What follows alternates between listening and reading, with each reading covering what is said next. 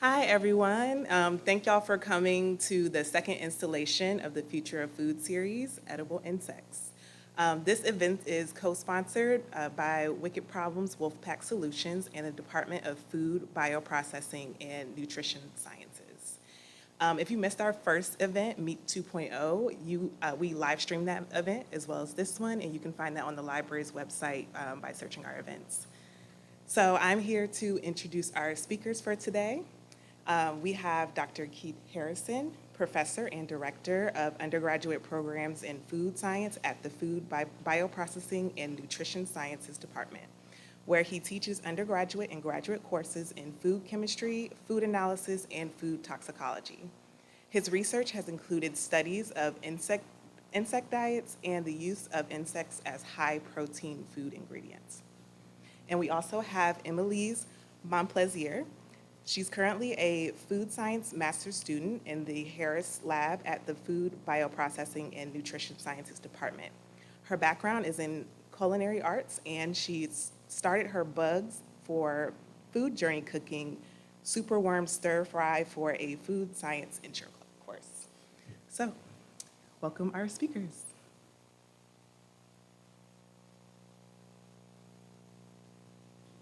Hey there, everyone.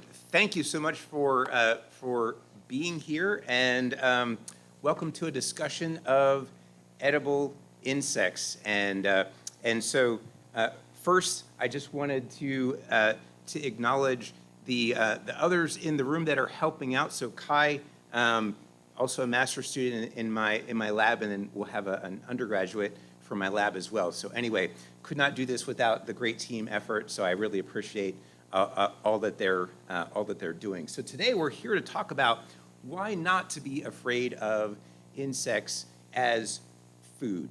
So first question is, how many, just kind of show of hands, how many eat insects as food on a regular basis? How many eat insects on a regular basis, right? There's a cricket protein bar in it for whoever's first. How many of you eat insects on a regular basis as food? Yeah. If you eat it regularly as food, yeah. Yeah. Let's see. See how my. There we go. All right. Good. Okay. I did that one time with a very large candy bar and kind of missed. Hit somebody right there. Wasn't pretty. Anyway, try to make it a nice lob if we do it this way. All right. So what I wanted to say is that every one of us, all the time, eats insects. Every one of us, all the time, eats insects. Why would I say that?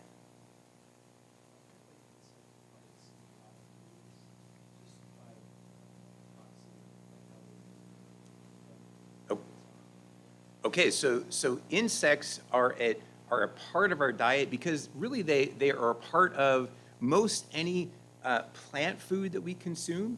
And of course, by proxy, they're also part of animal foods because cows just don't brush the insects off the grass they're eating. They eat insects.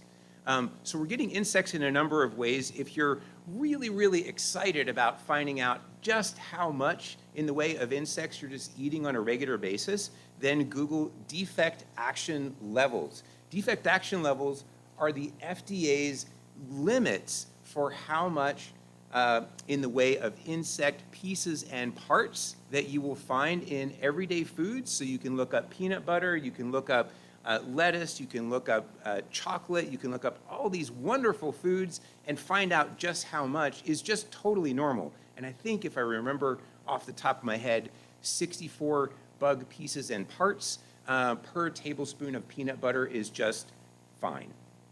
FDA says that's totally cool, right?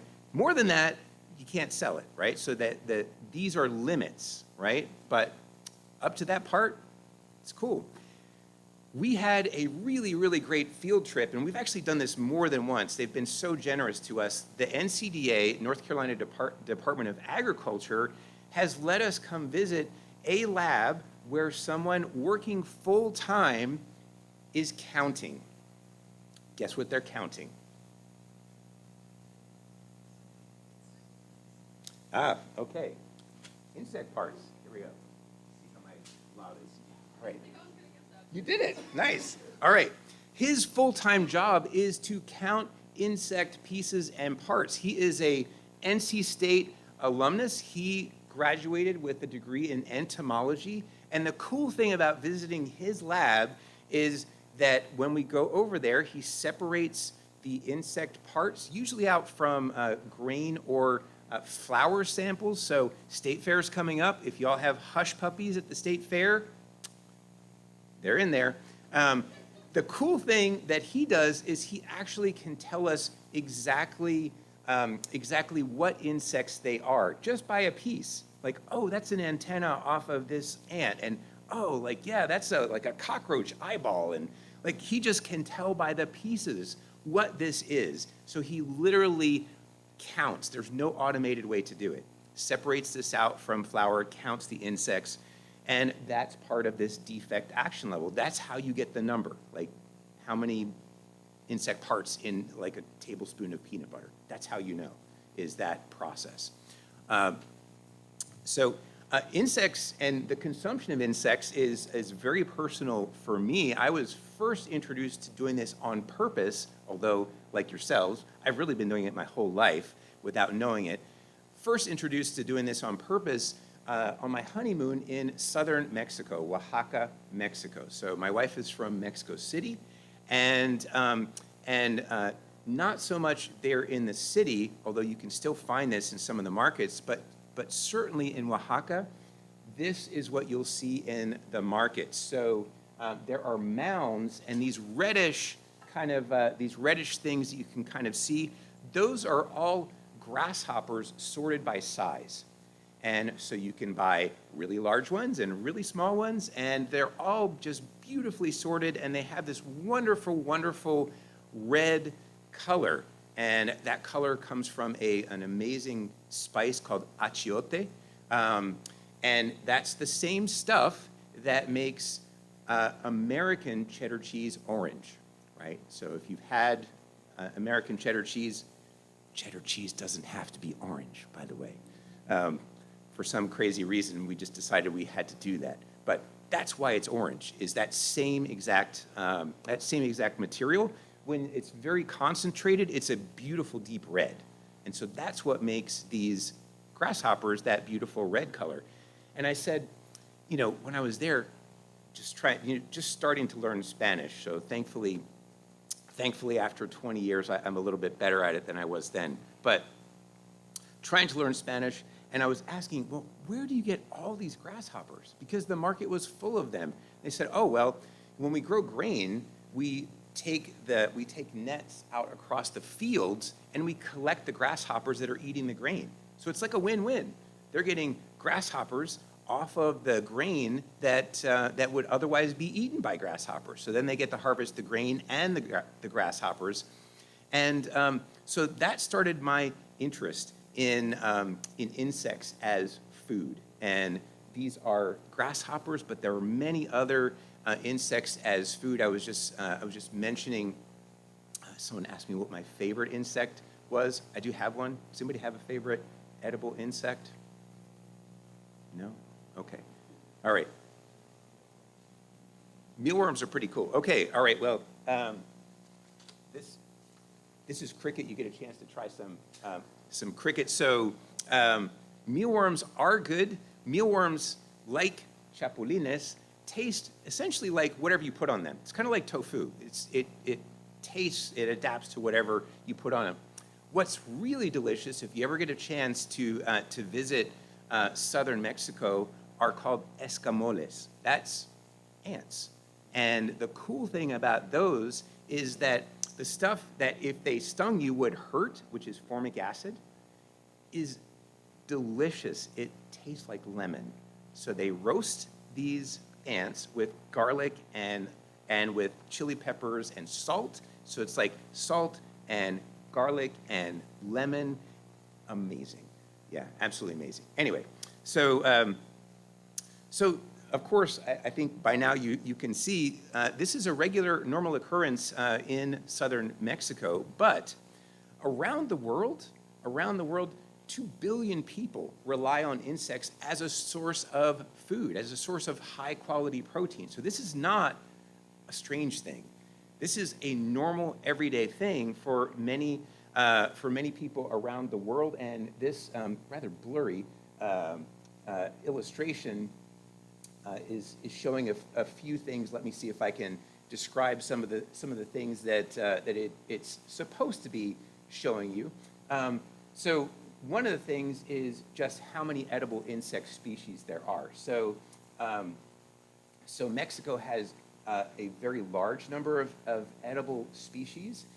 This is also trying to say how much is consumed. So 300 grams is pretty normal in some parts of Central Africa.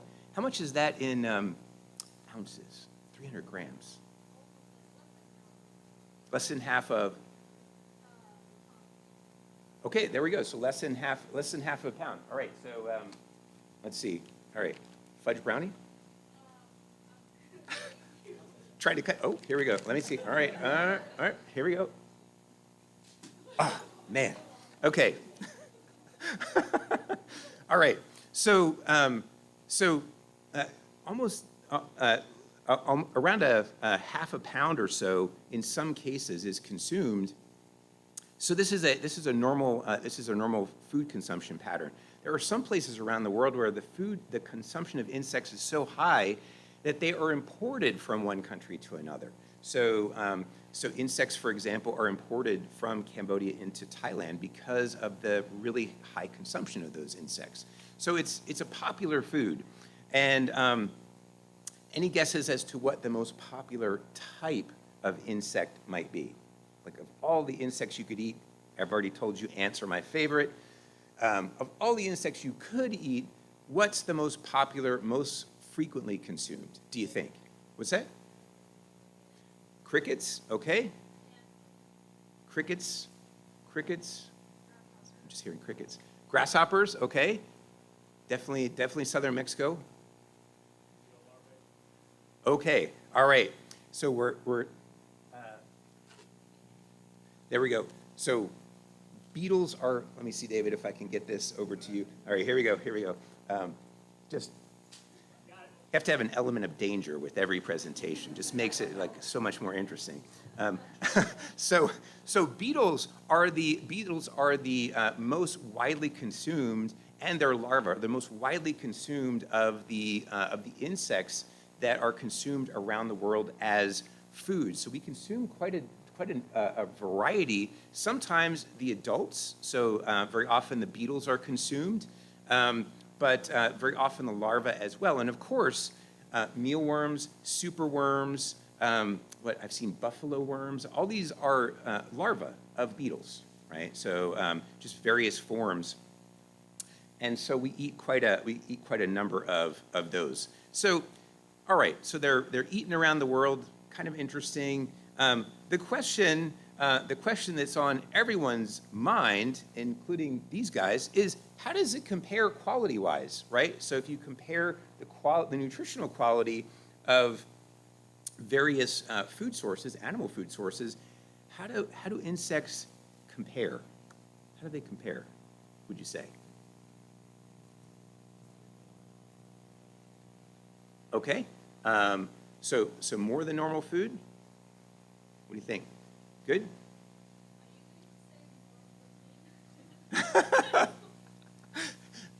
I may. I may. So yeah. So I think you're right with the more part. Ready? Here we go. Let's see. Yeah. Nice. Okay.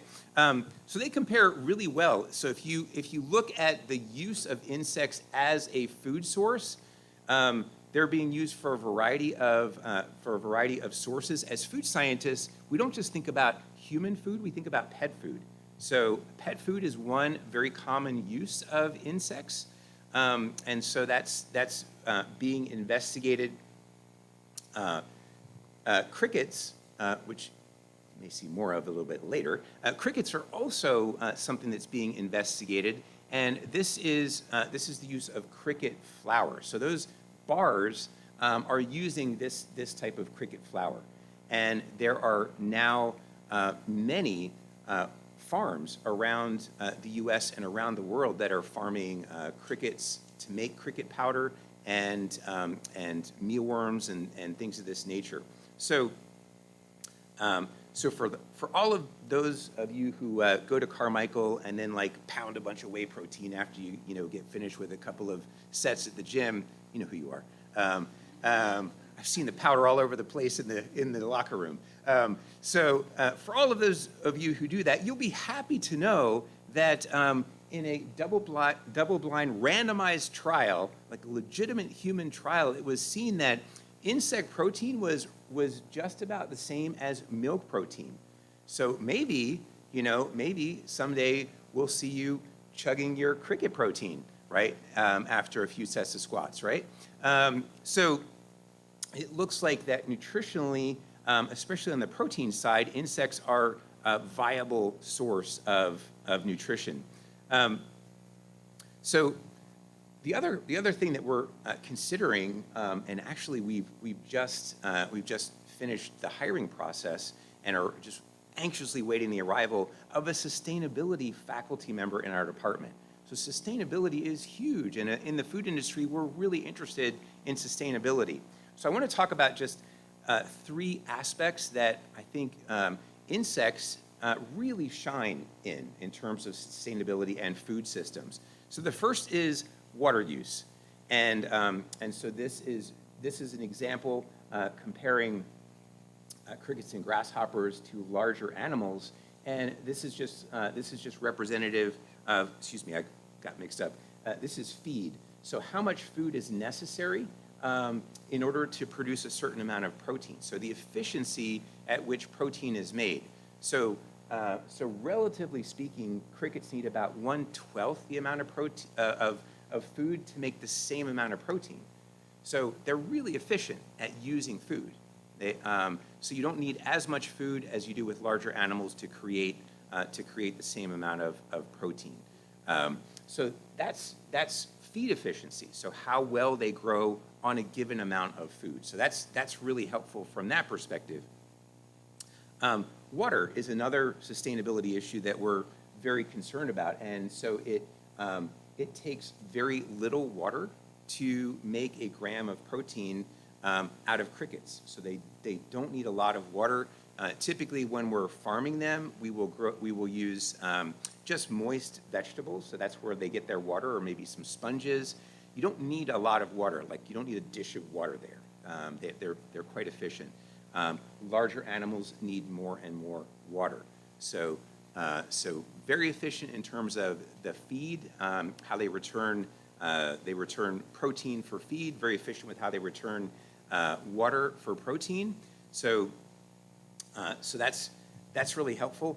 And in terms of just how much you can eat, right? So with crickets, I mean, honestly, whenever I eat a cricket taco or ants or whatever, I don't know about this 80%. I just eat the whole thing. It's just, it's in a taco. I'm just eating the whole thing. There's nothing left. And so this says 80. I would say like almost 100%. So it's really something you eat almost all of. With larger animals, of course, with skeletons and things like that, you're losing some of that in terms of other components, right? It's not that those aren't valuable components, but just simply not edible as protein.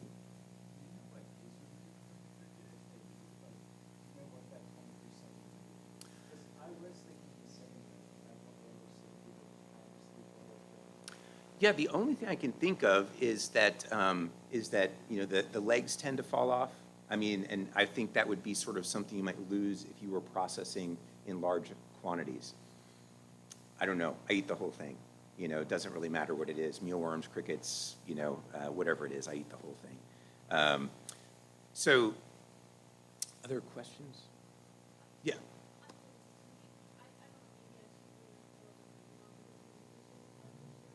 Oh, it's totally informal. It's fine.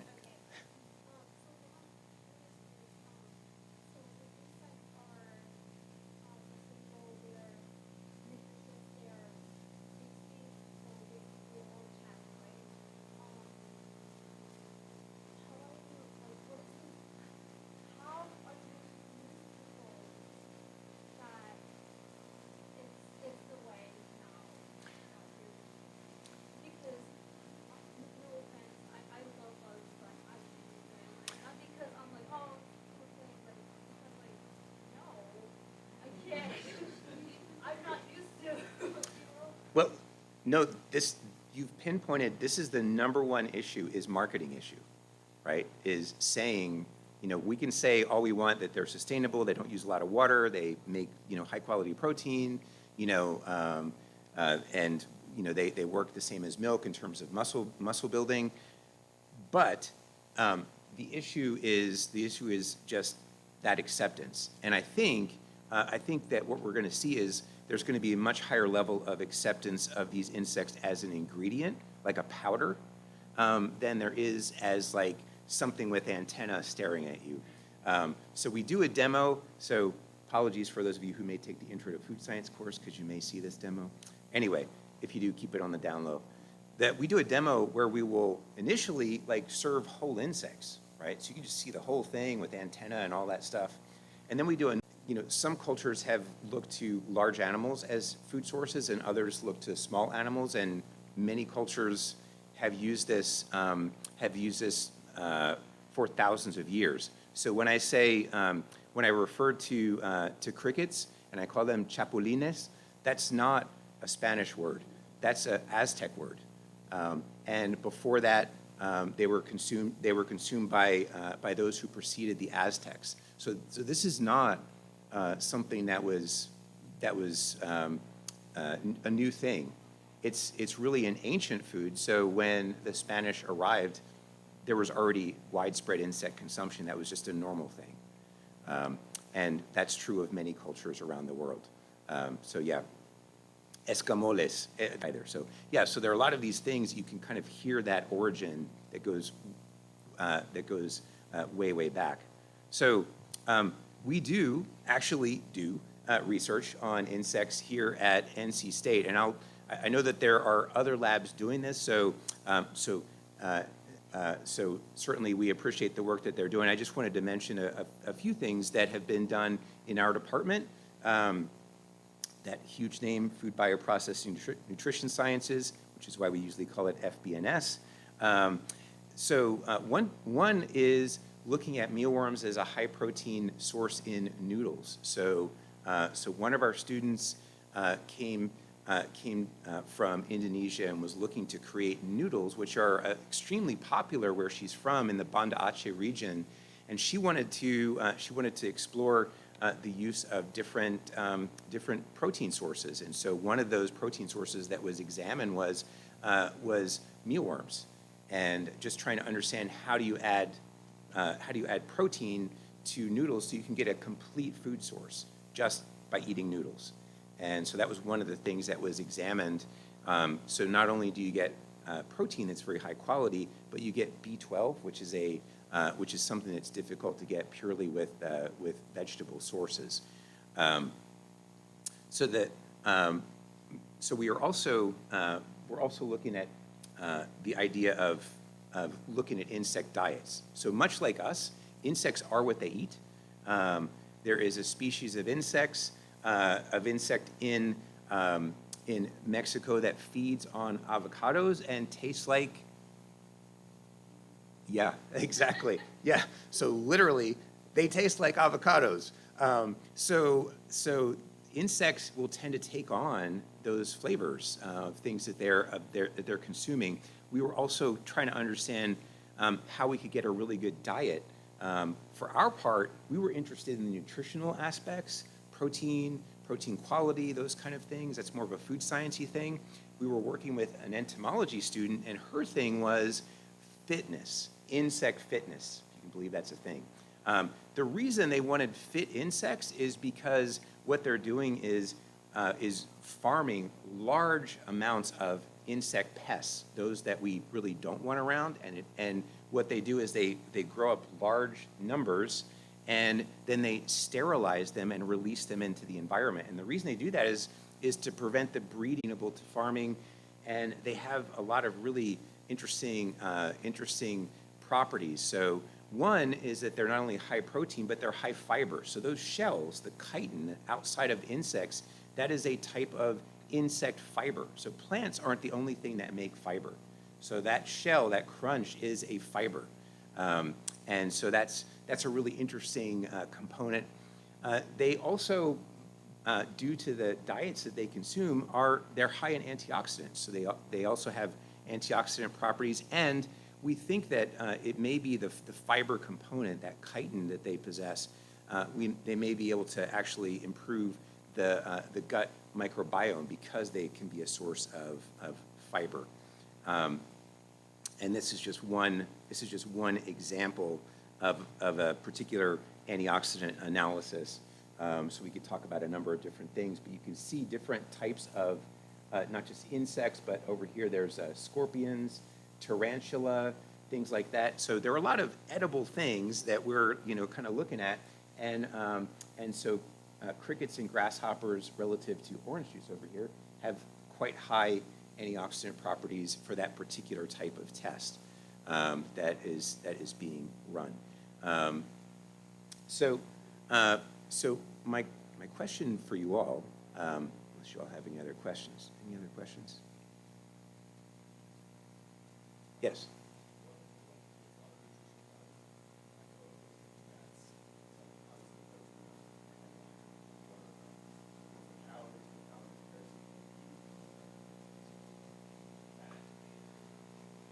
Okay, that's a great question. So if you come to one of my classes and you ask me a question I cannot answer off the top of my head, you get extra credit.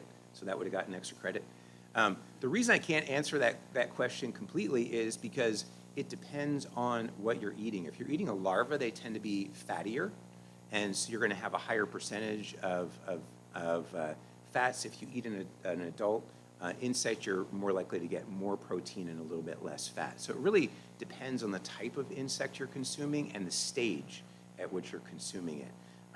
So a nice, actually, the first time I had insects at NC State was when the entomology department brought those out, and they were serving grubs, right?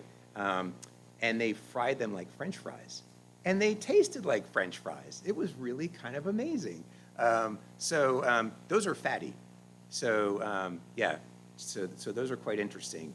But yeah, it depends on the stage. I think larva, more fat, adults, probably more protein. Yeah, good, extra credit.